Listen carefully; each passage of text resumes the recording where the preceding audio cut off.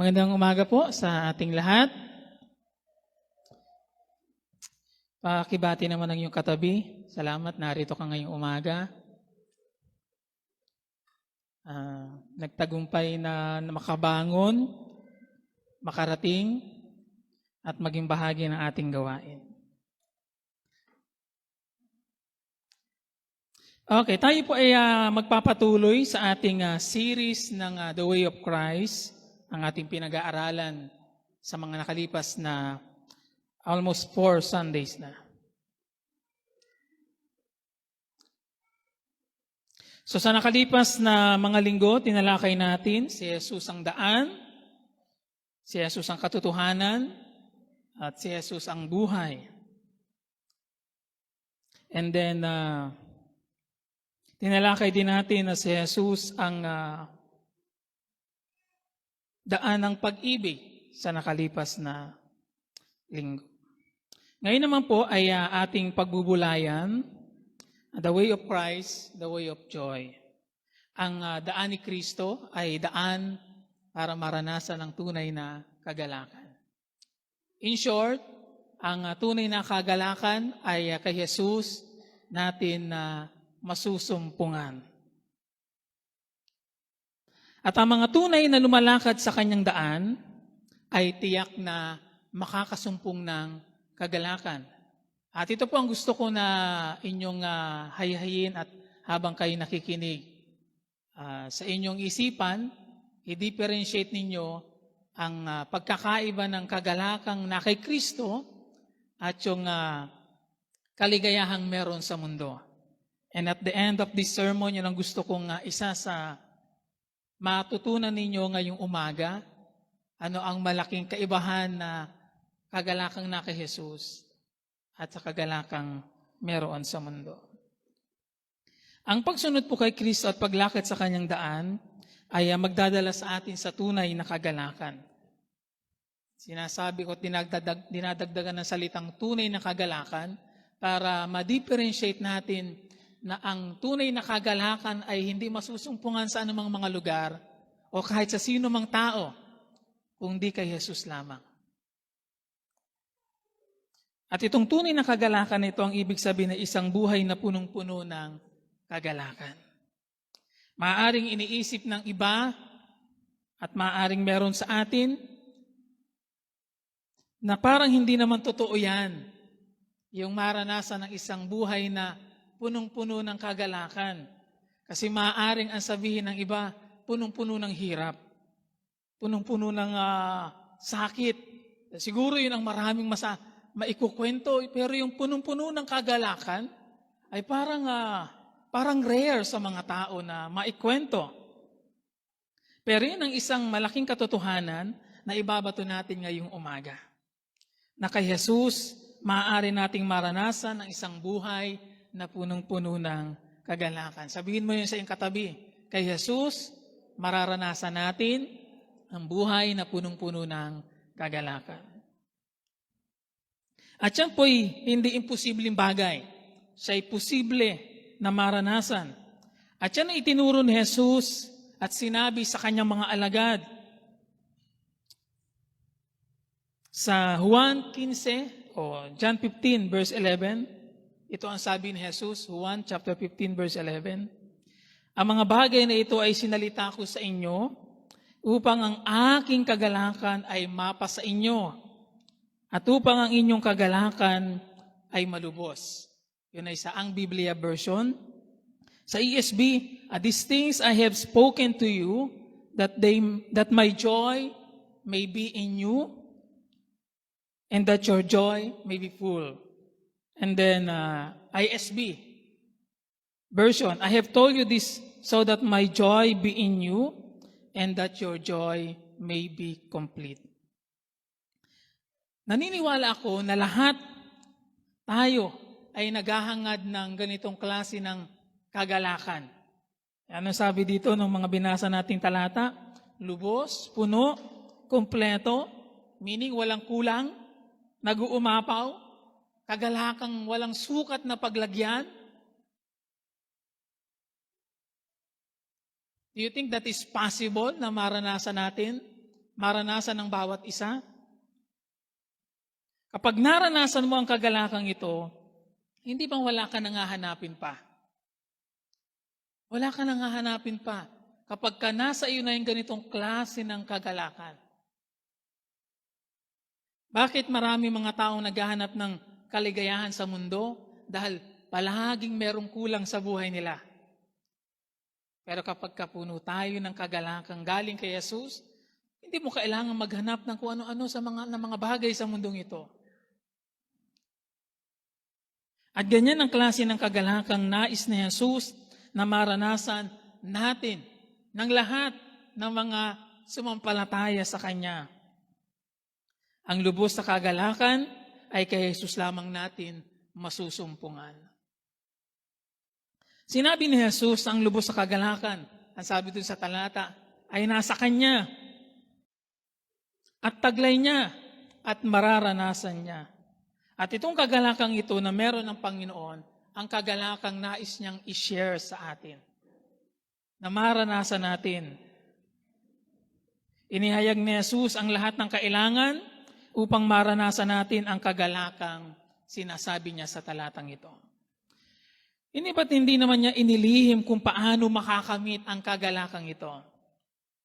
At gusto ni Jesus ang bawat isa sa atin o ang bawat isa sa atin ay makasumpong at maranasan ang kagalakang nasa Kanya, meron sa Kanya, ay mapasa atin din at maranasan din ng bawat isa sa atin. Kaya kung meron mang pinakanaghahangad na tayo'y malubos ng kagalakan, yun ay ang ating Panginoong Jesus. At ang intensyon ni Jesus ang kinakausap niyang kanyang mga alagad ay hindi lamang sabihin sa kanila na nasa akin ang kagalakan. Ang intensyon niya ay ibigay ang kagalakang ito at manatili ang kagalakang ito sa kanyang mga alagad. Taliwas ito sa iniisip ng mga maraming tao na ang sumunod kay Jesus ay kapag sumunod ka kay Jesus, magiging masalimuot ang buhay mo. Mapupuno ka ng maraming isipin. Puro lungkot. Pighati ang daranasin mo. Aagawin nito ang tunay na kaligayahan mo. Ano-ano ang mga bagay na sinabi ni Jesus dito na magdudulot ng lubos na kagalakan sa atin? Basahin natin ang kumpleto, yung buong talata sa Juan chapter 15. Mula verse 1 hanggang verse 11. Open your Bible at sundan niyo po ako sa mga talatang ito. Juan chapter 15, umpisahan natin sa verse 1. Ako ang tunay na puno ng ubas at ang aking ama ang tagapag-alaga. Pinuputol niya ang bawat sangang hindi namumunga at kanya namang pinuputulan at nililinis ang bawat sangang namumunga upang lalong dumami ang bunga. Nalinis na kayo sa pamagitan ng salitang sinabi ko sa inyo. Manatili kayo sa akin at mananatili ako sa inyo. Hindi makapamumunga ang sangang hindi nananatiling nakakabit sa puno. Gayun din naman, hindi kayo makakapamunga kung hindi kayo mananatili sa akin. Ako ang puno ng ubas at kayo ang mga sanga, ang nananatili sa akin at ako sa kanya, ang siyang namumunga ng sagana, sapagkat wala kayong magagawa kung kayo hiwalay sa akin. Ang hindi nananatili sa akin ay itatapon at matutuyo, gaya ng sanga. Ang gayong mga sanga ay titipunin at susunugin. Kung nananatili kayo sa akin at nananatili sa inyo ang mga salita ko, hingin ninyo ang inyong maibigan at ipagkakaloob ito sa inyo. Napararangalan ng Ama kung kayo'y namumunga ng sagana at sa gayo'y napapatunayang mga alagad ko kayo. Kung paanong iniibig ako ng Ama, gayon din naman iniibig ko kayo, manatili kayo sa aking pag-ibig. Kung tinutupad ninyo ang aking mga utos, mananatili kayo sa aking pag-ibig tulad ko. Tinutupad ko ang mga utos ng aking Ama at ako'y nananatili sa kanyang pag-ibig. Verse 11, sinabi ko sa inyo ang mga bagay na ito upang makahati kayo sa kagalakan ko at malubos ang inyong kagalakan. Mula sa ating tekstong binasa, merong 3 kondisyon na makikita tayo upang maranasan natin ang nag-uumapaw na kagalakan ni Jesus. Una na kondisyon, kailangang nakaugnay tayo kay Jesus. Ano natin mararanasan yung lubos sa kagalakang iyon? Ang unang kondisyon ay kailangang ikaw ay nakaugnay kay Jesus. Ang sabi ng ating Panginoong Jesus, siya ang tunay na puno ng ubas at ang kanyang mga alagad, ang mga sanga. Yun ang sinasabi niya sa verse 5. Ako ang puno ng ubas. Ang kausap na dito ay ang kanyang mga alagad at ang sabi niya, kayo ang mga sanga. At may mga sangang binanggit si Jesus na hindi nakakabit sa puno. Sa talatang binasa natin. At may mga sanga namang nakakabit. Ang mga hindi nakakabit ay sumisimbolo sa mga hindi tunay na nananalig kay Jesus. Samantalang ang mga nakakabit sa puno ay sumisimbolo sa mga tunay na sumampalataya kay Jesus. Tulad ng mga alagad na kausap niya ng oras na ito.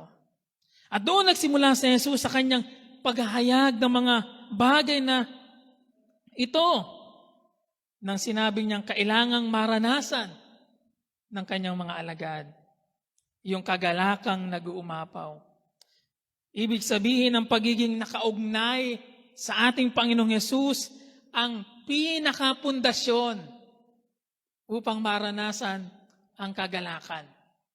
In short, it is very impossible sa sino mang tao na makasumpong ng kagalakang ito na hindi muna siya nakaugnay kay Jesus.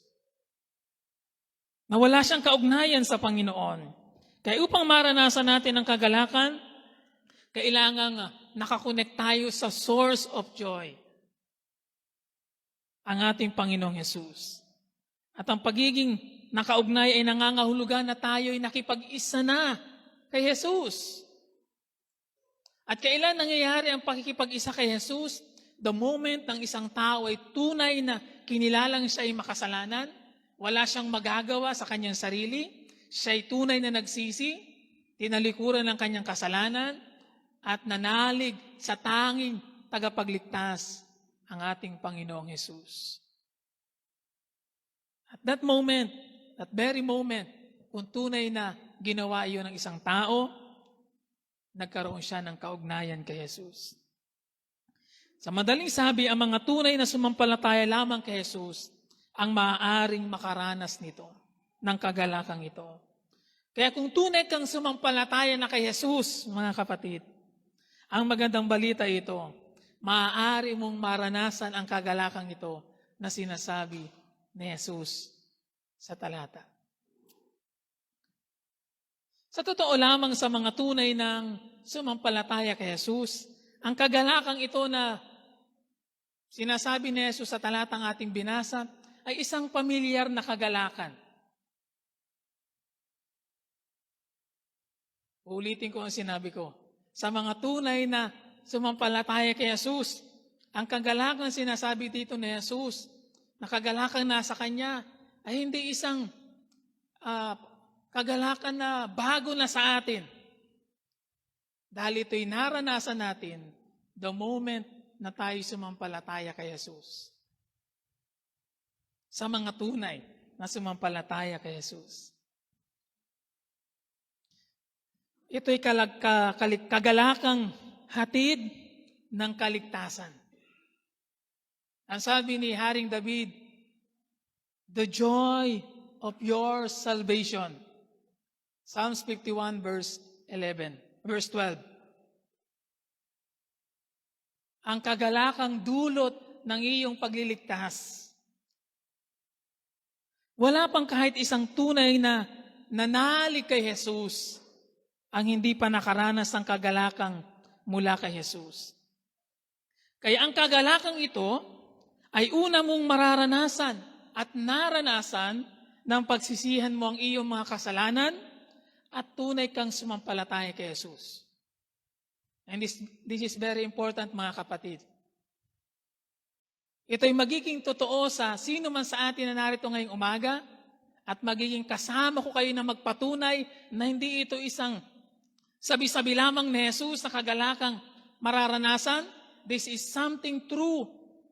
At mararanasan dahil ito'y naranasan mo na. Nung moment na sumampalataya ka kay Jesus, nung maunawaan mo na ikaw ay makasalanan at ikaw'y napapahamak at wala kang kakayanang iligtas ang iyong sarili, and yet, kahit sa iyong kalagayan, ikaw'y inibig ng Diyos, ikaw'y pinatawad ng Panginoon at tinanggap muli ng Panginoon. Iniligtas ka niya mula sa kapahamakan. Kahit hindi ka karapat-dapat sa pagliligtas, pinaging dapat ka ni Jesus. Dahil sa kanyang habag at biyaya. Now, nag-agree na ba kayo na ang kagalakang sinasabi ni Jesus dito ay hindi kagalakang kwento-kwento lamang? Ito'y kagalakang totoo. Hindi ko patataasin ang iyong mga kamay. Pero, if you agree with me, ang kagalakang ito'y naranasan mo na. Nasa atin na. Naranasan mo ito ng palayain ka ni Kristo mula sa pagkakaalipin sa kasalanan. Kaya kung hindi mo pa nararanasan ito, the big question is this: talaga bang tunay ka nang nagsisi sa mga kasalanan mo at sinampalatayanan si Jesus? Dahil kung hindi pa, walang ibang tanong akong pwedeng ibato kung hindi yun lamang. Kung hindi pa natin naranasan ito, wala akong ibang pwedeng ibatong tanong kung hindi yun lamang. Tunay ka na bang nagsisi sa iyong mga kasalanan at lubos na sinampalatayanan ang Panginoong Yesus?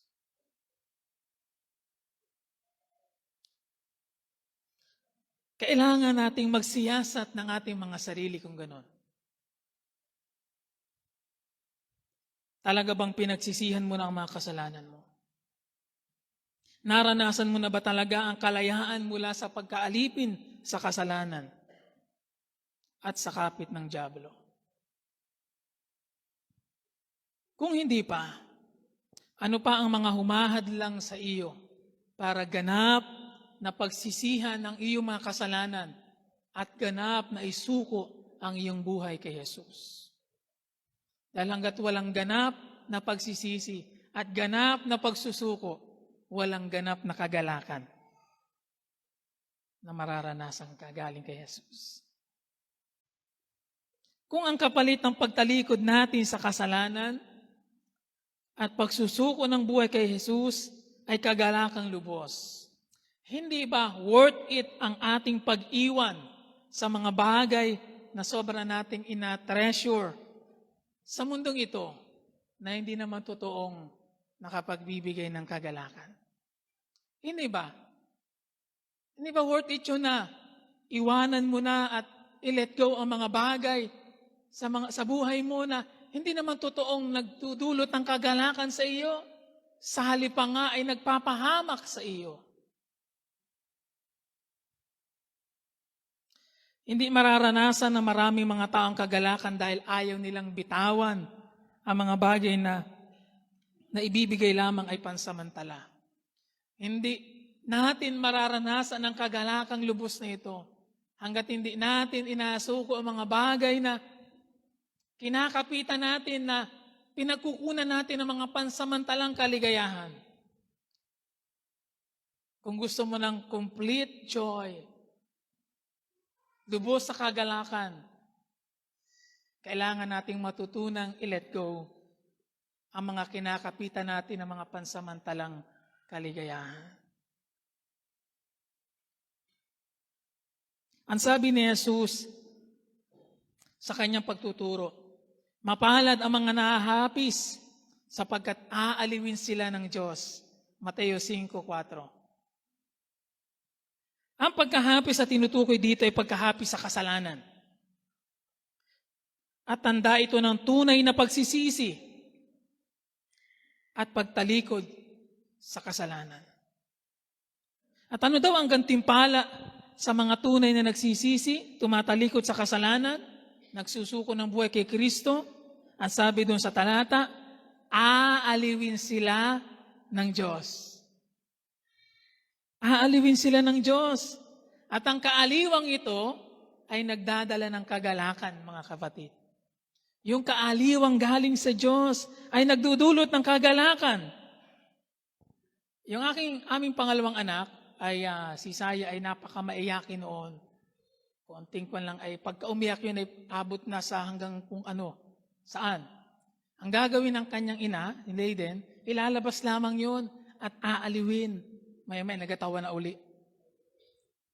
Masaya na uli. Ganyan din po mga kapatid.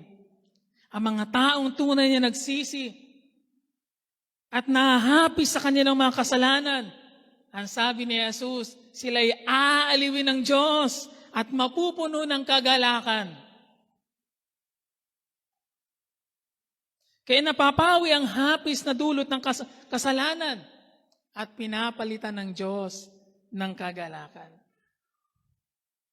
Hindi ba't kung meron mang ugat ang lahat ng kalungkutan sa buhay natin, yun ay ang kasalanan. Susunod ninyo mga kapatid, kung meron mang pinakaugat sa lahat ng kalungkutang meron tayo, pagkahapis na meron tayo, yun ay ang kasalanan. Inaalipin tayo ng kasalanan at ginagawang miserable ang ating buhay. Tinutokso tayo ng dyablo na gamit ang mga pansamantalang kaligayahang dulot ng kasalanan at pagkatapos iiwan kang luhaan at wasak. Huwag nating hayaan na patuloy tayong linlangin at dayain ang kaaway. Hanggat nakakabit ang kasalanan sa atin, hanggat mas pinipili natin ang kasalanan kaysa makipag-isa kay Jesus, wala tayong masusumpungang tunay na kagalakan. Ano ang pagkakaiba ng isang taong lubos at puno ng kagalakan sa isang taong walang tunay na kagalakan? Ang isang taong tunay na kagalakan ay parang isang taong ligaw. Hindi niya alam kung anong kanyang kailangan, hindi niya alam kung saan siya tutungo dahil palagi siyang nagalong ng mga bagay na walang makapuno sa kanya. He is lost. Pero yung isang taong puno ng kagalakan, he is secure. At yan ang katotohanan. Kung hindi pa tayo nakaugnay kay Jesus, kahit anong gawin nating hanap sa kagalakan, hahanapin natin yan sa tao, hahanapin yan natin sa sa kayamanan, sa mga material na bagay. Ang palaging dulo niyan, mabibigo ka. Malulungkot ka. And worse, masasaktan ka at mapapahama ka. Hindi natin masusumpungan niya ng hiwalay kay Jesus. Wala sa mundong ito ang tunay na kagalakang hinahanap mo. Kaya tayo ang magpapasya kung mananatili tayo sa ating mga kasalanan at hiwalay kay Jesus, o itatakwil natin ang ating mga kasalanan at makikipag-isa tayo kay Jesus. Ano ang pipiliin mo? Piliin natin si Jesus, talikuran ng kasalanan, at sa gayon, dadaloy sa atin ang kagalakan.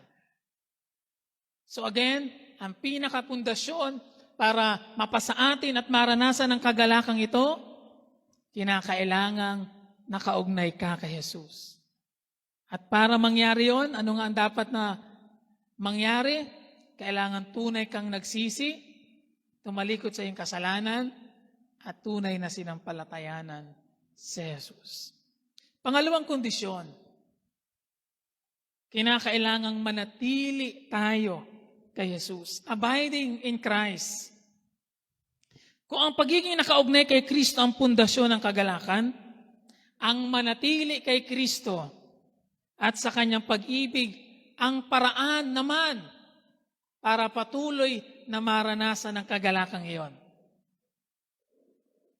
Ang panahon ng isang mananampalataya ay ikinabit na kay Kristo sa pamamagitan ng kanyang pananampalataya ay isang beses na pangyayari lamang po. Ibig sabihin yung pagkakaroon ng kaugnayan kay Jesus, tunay na kaugnayan kay Jesus, ay once in a lifetime event lamang. Hindi ito paulit-ulit na pangyayari. Kaya kung tunay kang sumampalataya kay Jesus, may kaugnayan ka na kay Jesus. At sa ating pananampalataya itinuturo at inaral sa mga nakalipas sa pag-aaral natin, hindi na yon mapuputol pa. Hindi na mawawala iyon, yung kaugnayang iyon.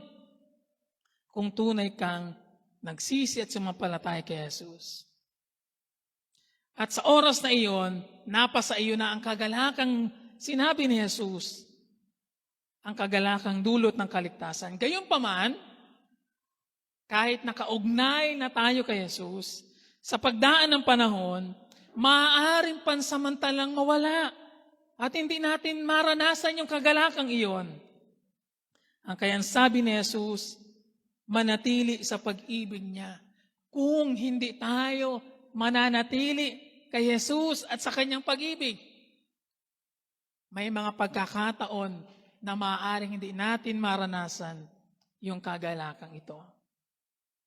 Kaya naman sa binasa nating talata, mapapansin ninyo isa sa paulit-ulit na salita, yung manatili. Diyan sa ating teksto. Sabi doon sa verse 3 and 4, nilinis na kayo sa pamamagitan ng salitang sinabi ko sa inyo, manatili kayo sa akin at mananatili ako sa inyo. Verse 9, kung paanong iniibig ako ng Ama, gayon din naman, iniibig ko kayo, manatili kayo sa aking pag-ibig. Ang mga alagad na kausap ni Jesus, ang sabi ni Jesus, nilinis na kayo. Ibig sabihin, napatawad na, napawalang sala na, mula sa mga kasalanan. Kaya ang mga alagad na ito ay tunay na mga nanalig kay Jesus at nakipag-isa kay Jesus. Kaya dito sa talatang ito, inapatunayan ni Jesus na mga tunay na sumampalataya kay Jesus sa mga alagad na ito. Nakakabit sa Kanya. Gayunman, sinundan niya ng mga paalala. Sinabihan niya ang Kanyang mga alagad na kailangan niyong manatili sa akin at sa aking pag-ibig. Alam natin ang mga tunay na sumampalataya kay Jesus ay hindi na mahihiwalay muli kay Jesus. Hindi na mawawala ang kaugnayan kay Jesus. Gayunman, kahit ang kaugnayan natin kay Jesus ay hindi na mawawala at pangwalang hanggan na, yung malapit na kaugnayan ay maaaring mawala. Ulitin ko, yung ating kaugnayan kay Jesus, pangwalang hanggan na yon. Pero yung ating malapit na kaugnayan kay Jesus, yun ang pwedeng mawala. Kaya sinabi ni Jesus, manatili kayo sa tayo sa Kanyang pag-ibig. Ang pananatili sa pag-ibig ni Jesus ay katumbas ng pananatili sa isang malapit na kaugnayan sa Kanya. Halimbawa, yung katotohanang ako ay anak ng aking tatay, ay hindi na magbabago yun. Naunawaan niyo po yung aming kaugnayan. Ako ay anak ng aking tatay, hindi na magbabago yun. Ngunit, yung aming malapit na kaugnayan sa isa't isa ay maaaring magbago sa anumang mga kadahilanan. Nasusundan niyo po. Hindi na magbabago yung katotohanan ng kaming mag-ama. Pero yung malapit na kaugnayan namin sa isa't isa ay maaaring magbago at mawala sa anumang mga kadahilanan. Ganyan din naman sa ating kaugnayan sa Panginoong Yesus. Yes, hindi na mawawala ang ating kaugnayan sa Kanya. Pero yung malapit na kaugnayan ay maaaring mawala.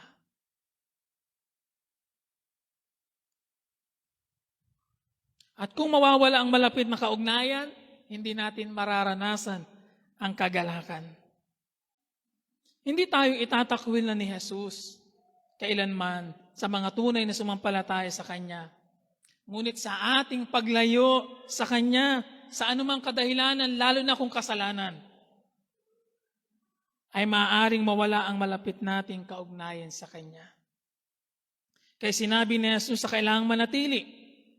Ang pananatili natin sa Kanyang pag-ibig ang magtatakda kung patuloy nating mararanasan ang lubos sa kagalakang nanggagaling kay Jesus. Nang magkasala si David, nawala ang kagalakang dulot ng pagliligtas sa kanya. Yan ang sabi niya sa Awit 51. Ang buong chapter ng Awit 51 ay panalangin ni David matapos na siya i-rebuke ni Propeta Nathan at ma-realize ang kanyang kasalanan. Nalayo siya sa presensya ng Diyos. At yung pagkalayo sa presensya ng Diyos ay nagdulot kay David ang matinding pagkahapis, pagkalungkot, kapighatian. Kaya ganito ang panalangin niya sa verse 7. Ganito ang sabi ni David, Awit 51 verse 7. Ako ay linisin, sala ko'y hugasan, at ako'y puputi ng walang kapantay. Sa galak at tuwa ako ay puspusin at muling ibalik ang galak sa akin. Ang kasalanan ko iyon ang limutin. Lahat ng nagawa kong masama ay pawiin. Isang pusong tapat sa aking likhain. Bigyan mo, O Diyos, ng bagong damdamin. Sa iyong harapay huwag akong alisin. Ang Espiritu mo ang pagpapaghariin. And verse 12, ang galak na dulot ng iyong pagliligtas, ibalik at ako ay gawin mong tapat. Ano ang nawala kay David? Nang tahasan siyang sumuway sa Diyos sa kanyang kasalanan. Ano ang nawala sa kanya? Tingnan niyo yung talata. Ano ang nawala kay David? Nawala yung kagalakan. At yan din ang mangyayari at mararanasan natin, mga kapatid. Kapag tayo'y namumuhay sa kasalanan, nawawala yung kagalakang iyon. Dahil yung presensya ng Diyos ay hindi natin nararanasan. Hindi ba't kung saan naroon ang kasalanan, wala ang presensya ng Diyos? At kung wala ang presensya ng Diyos, wala ang kagalakan. Alam nating nasa lahat ng dako ang Diyos. Kaya kahit nasaan tayo, naroon ang presensya ng Diyos. Ngunit kapag namumuhay tayo sa kasalanan, ang sabi ng Biblia, ikinukubli ng Diyos ang kanyang mukha. Hindi siya umaalis, hindi siya nawawala. Hindi siya nalipat ng lugar dahil nasa lahat siya ng dako. Pero kapag tayo nagkakasala at namumuhay sa kasalanan, ikinukubli ng Diyos ang kanyang presensya. Kaya nariyan siya, ngunit hindi natin madama dahil sa ating mga kasalanan. At alam ni David na kung aalis sa kanya ang banal na Espiritu dahil sa lumang tipan, maring ang banal na Espiritu ay nagamanhik manaog. Naalis, nadating naalis. Ganun ang sitwasyon sa lumang tipan. Mapalad tayo ng mga nasa bagong tipan. Ang banal na Espiritu hindi na umaalis, sabi sa Biblia. Nananatili na sa atin, pero napipighati. Biyaya na lamang ng Diyos nga na maituturing din yun, mga kapatid. Na kahit sa kabila ng ating paglapastangan at pagkakasala, nananatili ang Espiritu ng Diyos na nasa atin. Hindi siya umaalis. At kailanman hindi na aalis. Gayunman, kapag binabaliwala natin ang pangungusap at pagsaway ng Espiritu Santo, at itutuloy pa rin natin ang paggawa ng mga bagay na hindi nakalulugod sa Diyos, ang sabi ng Biblia, napipighati siya at nawawala sa atin ang kagalakan. Ano daw? Napipighati ang Espiritu. Kaya kung napipighati ang Espiritu, do you think yung joy ay possible? Mawawala ang kagalakan. Kaya yan ay nangangahulugan kapag pinighati natin ng Diyos, mapipighati rin tayo. Sa mga tunay na mananampalataya, yun ang palatandaan. Kapag ka napipighati ang Espiritu Santo, dapat napipighati rin tayo. Dapat nakakaranas tayo ng ganoong pakiramdam na napipighati rin. Ngunit kapag binigang lugod natin ng Diyos, magagalak naman tayo sapagkat ibabalik niya sa atin ang kagalakang dulot ng kanyang presensya. Pag nalulugod ang Diyos sa ating pamumuhay, yung pagkalugod ng Diyos na yun ay ibabalik niya din sa atin. Saan yung kagalakan? Ang sabi ng unang awit kanina, yung masiglang awit, anong sabi doon? May galak, may tuwa, may saya. Saan? Nasaan daw? Sa presensya ng Diyos, hindi sa kasalanan. At meron pang mga nag-compose sa mga awit, maaaring dahil sa sobrang kagalakang kanilang naranasan. Ang sabi ng isang compose na awit, your presence is heaven to me. Wow! Maaaring yung naggawa ng awit na ay labis ang kagalakan niya sa Diyos, sa pagliligtas ng Diyos. Kaya sabi niya sa kanyang karanasan, your presence is heaven to me. May awit na Tagalog tayong inaawit, langit ang aking nadarama. Hindi ba? Inaawit natin yon. Inaawit natin, langit ang aking nadarama sa tuwing kapiling ka. Inyat namumuhay sa kasalanan. Totoo ba yun? Totoo lamang yun sa mga totoong sumusunod sa Diyos.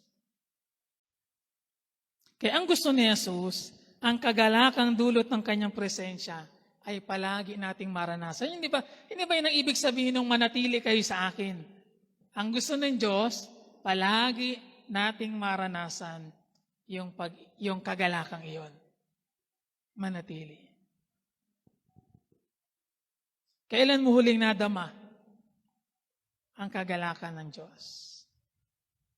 Ang kagalakang dulot ng presensya ng Diyos.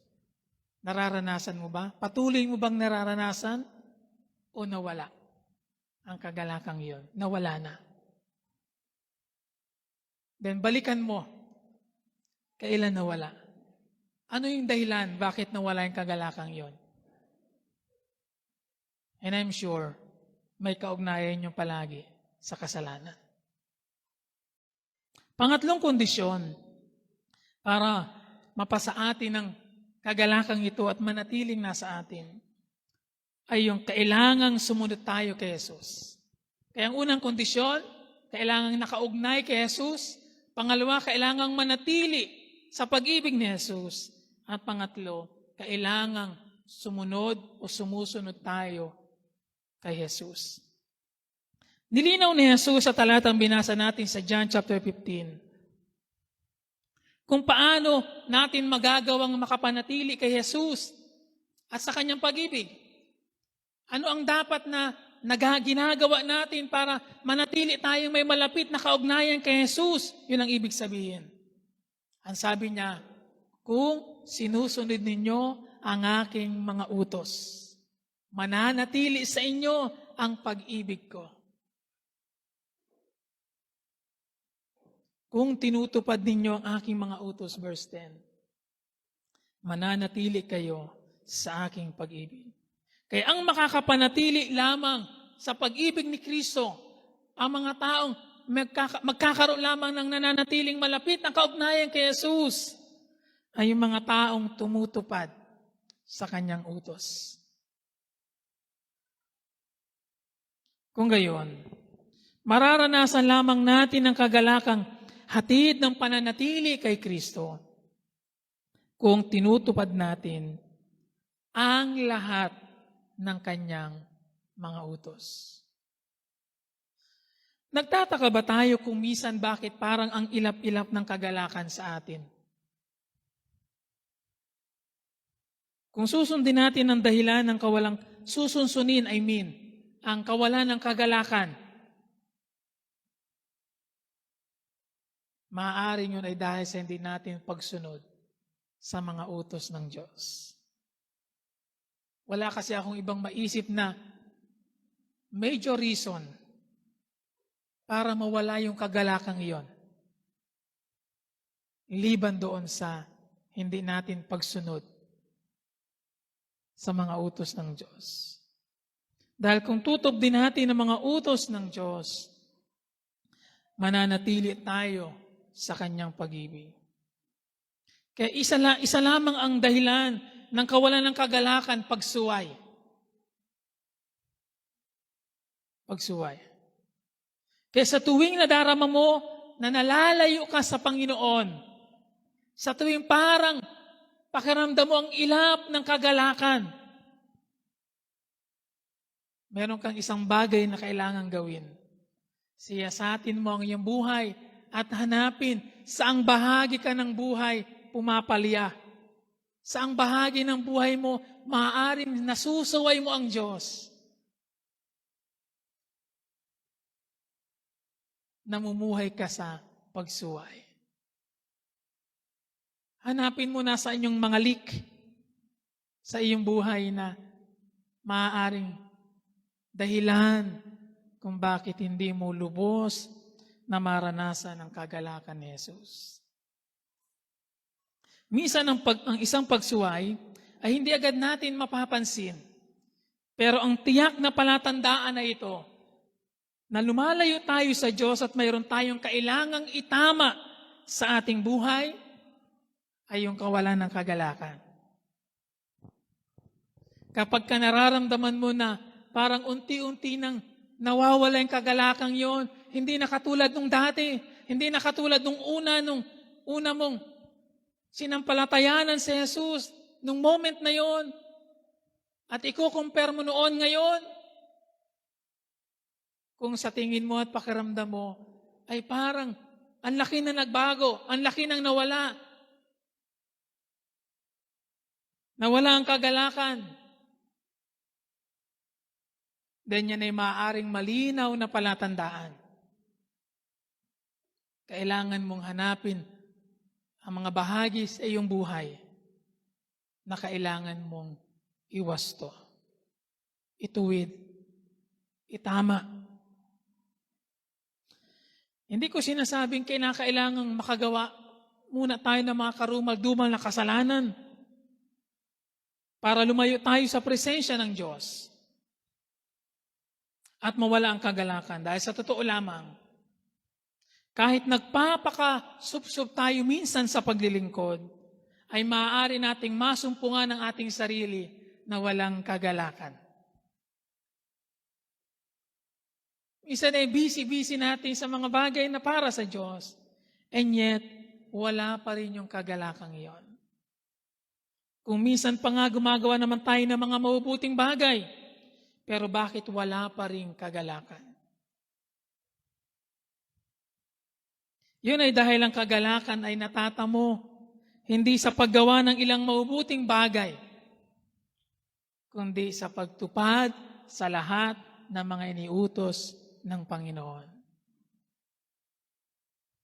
Halimbawa, kung ibinubuhos nga natin ang ating buong lakas sa paglilingkod, ngunit mayroon naman tayong hindi pinapatawad, hindi nga natin mararanasan ang lubos na kagalakan. Kung nagpapakahirap nga tayong itaguyod ang ating pamilya, ngunit kinaliligtaan naman natin ang ating kaugnayan sa Diyos, hindi nga natin mararanasan ang lubos na kagalakan.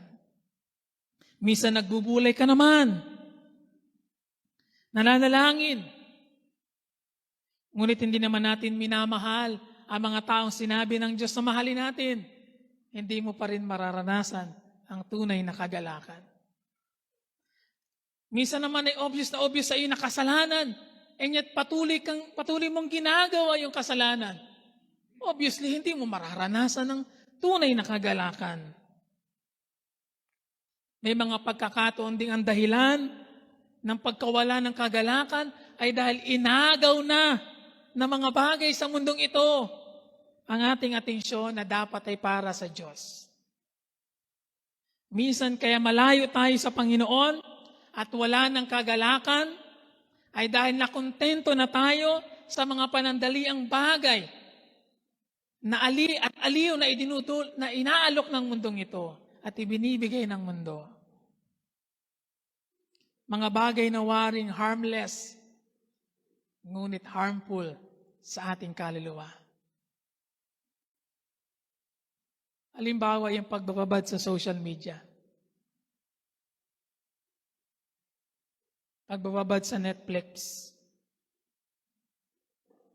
Anumang mga bagay na binubuhusan mo ng maraming panahon at lakas to the point na nasasakripisyo ang para sa Panginoon, ay maaaring maging dahilan, hindi lang maaari, magiging dahilan para madrain ikaw at mawala yung kagalakang yon. Kaya sabi ko sa inyo kanina, hanapin yung mga leak, yung mga tagas. Kasi pag hindi natin nakita yung mga leak na yon, kahit ang dami mong ginagawa, kahit magpakaabala ka sa maraming bagay, dahil palagi merong tumatagas. Alam niyo pag may tumatagas, yung baso, pag may butas, kahit lagyan mo ng lagyan yon, hindi mapupuno.